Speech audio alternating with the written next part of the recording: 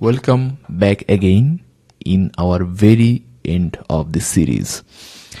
তো আজকে আমরা দেখতে দেখতে চলে আসলাম আমাদের 14তম ক্লাসে, package your content like a pro. তো এই ক্লাসে আমরা আলোচনা করব যে কিভাবে অ্যাকচুয়ালি আপনি আপনার হচ্ছে কন্টেন্টটাকে প্যাকেজ করতে পারেন। এখন অনেকে এই জায়গাটা একটু কনফিউজড যে কন্টেন্ট প্যাকেজ করব কিভাবে বা কেনই বা করা উচিত। সো কেন উচিত এটা নিয়ে আমি আপনাকে একটু বোঝাই। তার আগে আমি আপনাকে যদি কোশ্চেন করি যে এখানে যতগুলো ক্লাস আছে BMB2-তে 13 পর্যন্ত সবগুলোকে আপনি দেখেছেন? সবগুলো কিন্তু আপনার দেখা উচিত, কারণ প্রত্যেকটা ক্লাস থেকে আপনি কিছু না কিছু হলেও বেনিফিট গেইন করতে পারবেন। যদি আপনি বেনিফিট গেইন করতে চান, তাহলে আপনি কি বেনিফিট গেইন করতে পারবেন। So package your content like a pro, এই ক্লাসে আলোচনা হবে যে কিভাবে একটা কন্টেন্টের আগে ঠিক কি প্রয়োজন, কিভাবে আমি কোথায় থেকে কি রিসোর্স করতে পারি সেই নিয়ে আলোচনা হবে খুব সুন্দরভাবে।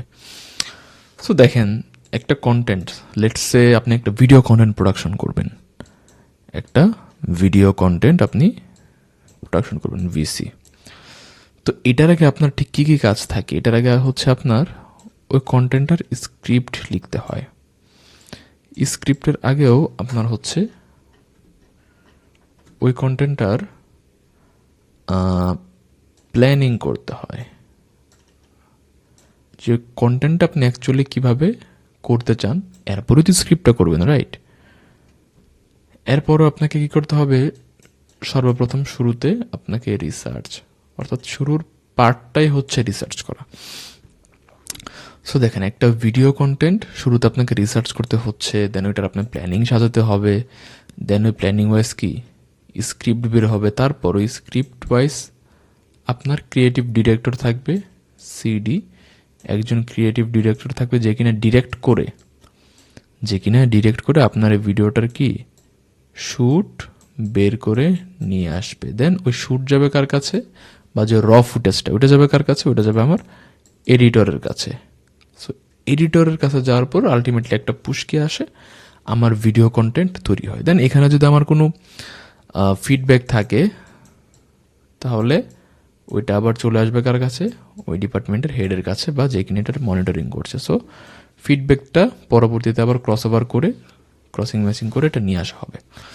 সো একটা ভিডিওতে আপনার যদি এই পরিমাণ কাজ থাকে, তাহলে এটা গেল হচ্ছে আমার প্রি প্রোডাকশন, অর্থাৎ একটা ভিডিওটা হওয়া পর্যন্ত আমার কি কাজ।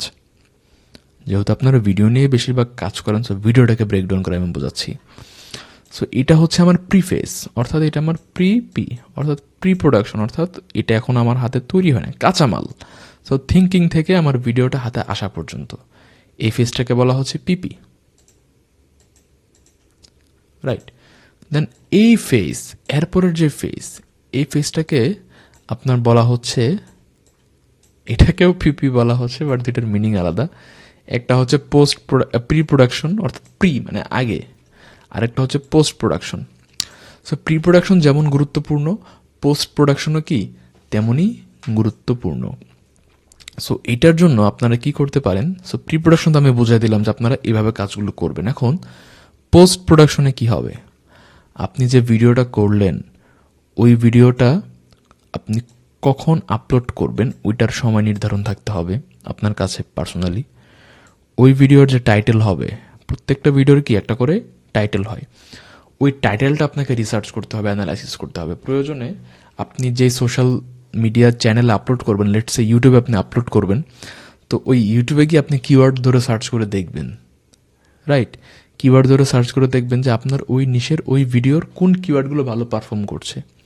দেন ওইটা আপনি প্রয়োজনে টিউববিডি বা হচ্ছে আরও ইউটিউবের কিছু সোর্স আছে, টুলস, ওইখানে আপনি অ্যাপ্লাই করে দেখতে পারেন কোনটার SEO স্কোর কত ভালো। সো আপনি ওইটা অ্যাপ্লাই করবেন আপনার as a title. So video time গেল, অর্থাৎ কখন আপনি আপলোড করবেন, দেন টাইটেল গেল, তারপর কি ভিডিও ডিসক্রিপশন। সো ডিসক্রিপশন আপনি খুব ভিডিওটাতে ইনসাইডে যা আপনি এক্সপ্লেন করেছেন ওই ব্যাপারে আপনি খুব শর্টলি বলে দিবেন বা লিখে দিবেন, বা যদি কোনো প্রয়োজনীয় লিঙ্কস লাগে দেন সেটা আপনি অ্যাপ্লাইড করে দিতে পারেন, ঠিক ঠিক আছে। দেন আপনার ভিডিওতে খুব সুন্দর মতন কি লাগবে, একটা থাম্বনেল লাগবে।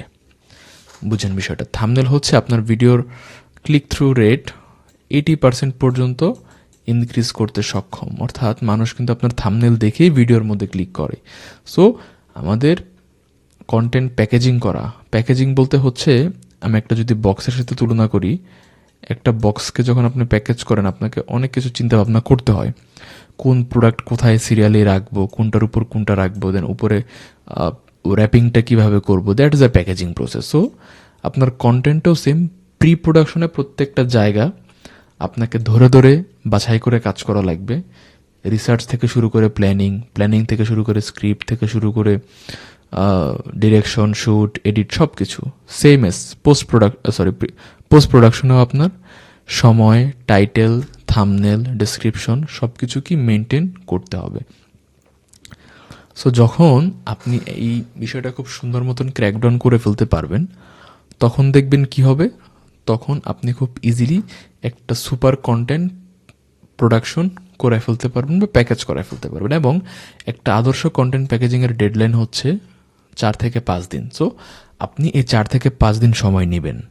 1-2 দিনে করে ফেলার কোনো দরকার নেই। এখানে রিসার্চের বিষয় আছে, কোন কিওয়ার্ড ভালো পারফর্ম করছে ওটা দেখতে হবে, সেই সাথে আপনি কিভাবে বিষয়টা কোন টাইমে আপলোড করলে আপনার তখন ভালো ফিডব্যাক পাবেন ওইটা আপনাকে বুঝতে হবে।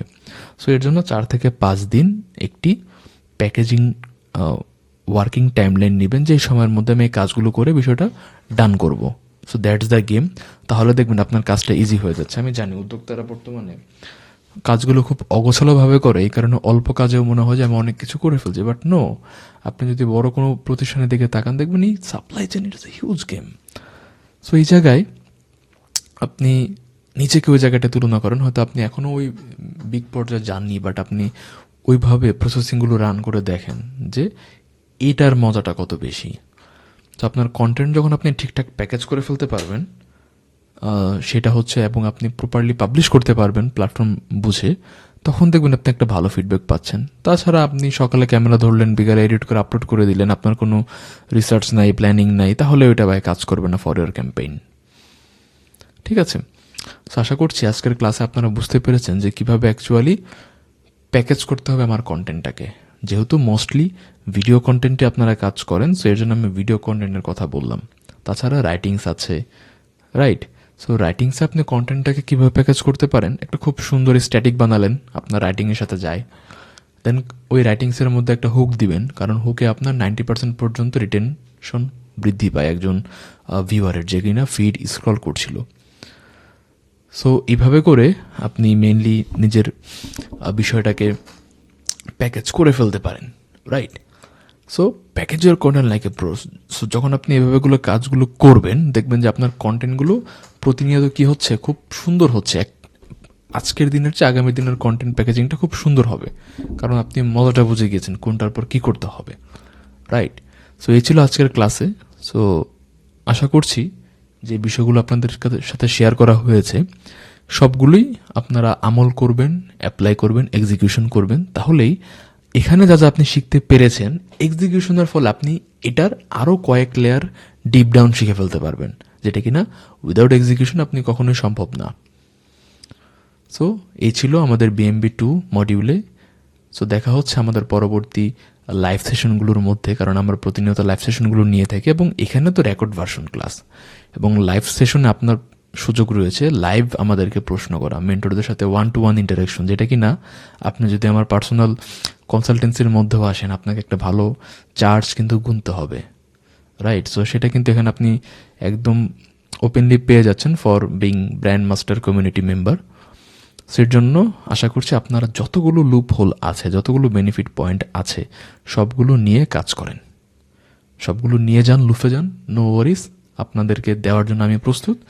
সো থিং ইজ, আপনি কতটুকু নেওয়ার জন্য প্রস্তুত। Thank you so much for being with the next master, for completing this recorded module course. দেখা হচ্ছে লাইভ সেশনে, গ্রুপে, এবং any time anywhere for the next master journey. Thank you very much.